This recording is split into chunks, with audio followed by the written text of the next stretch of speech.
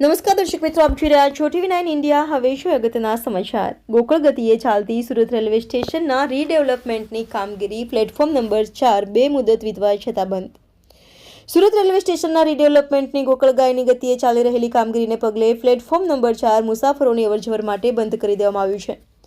પહેલા 9 દિવસ માટે બંધ કરવાનો નિર્ણય લેવાયો હતો. ત્યારબાદ 2 વખત મુદત વધારવામાં આવી હતી, પરંતુ આ મુદત વધારવા બાદ પણ કોન્ટ્રાક્ટર કામગીરી પૂર્ણ કરી શક્યો નહીં. વરસાદને પગલે અવારનવાર કામગીરી ખોરંભે ચડી હતી. બીજી વખત મુદત વધારી 30મી સપ્ટેમ્બર સુધીનો સમય આપવામાં આવ્યો હતો. રેલવે સ્ટેશન પર પ્લેટફોર્મ નંબર 4 છેલ્લા 4 મહિનાથી બંધ છે. પ્લેટફોર્મ નંબર 4 પરથી ઉપડતી ટ્રેનોને ઉધનાથી દોડાવવામાં આવી રહી છે. 30મી સપ્ટેમ્બર સુધીમાં કામગીરી પૂરી થઈ જશે તેવી કોન્ટ્રાક્ટરે બાંયધરી આપી હતી, પરંતુ બે વખત મુદત વધારવા છતાં કામ પૂર્ણ નહીં થતા હવે અચોક્કસ મુદત માટે એટલે કે બીજી નોટિસ જારી કરવામાં નહીં આવે ત્યાં સુધી પ્લેટફોર્મ બંધ રહેશે. હવે 30મી સપ્ટેમ્બર સુધીમાં કામગીરી પૂરી નહીં થતાં કંપનીએ ત્રીજી વખત મુદત વધારો માંગ્યો હતો, પરંતુ આ વખતે કઈ તારીખ સુધી બંધ રાખવું તે અંગે કોઈ ફોડ પાડવામાં આવ્યો નથી. હવે ચોક્કસ મુદ્દા એટલે કે બીજી નોટિસ જારી કરવામાં નહીં આવે ત્યાં સુધી પ્લેટફોર્મ નંબર 4 બંધ રહેશે તેની જાહેરાત કરી છે.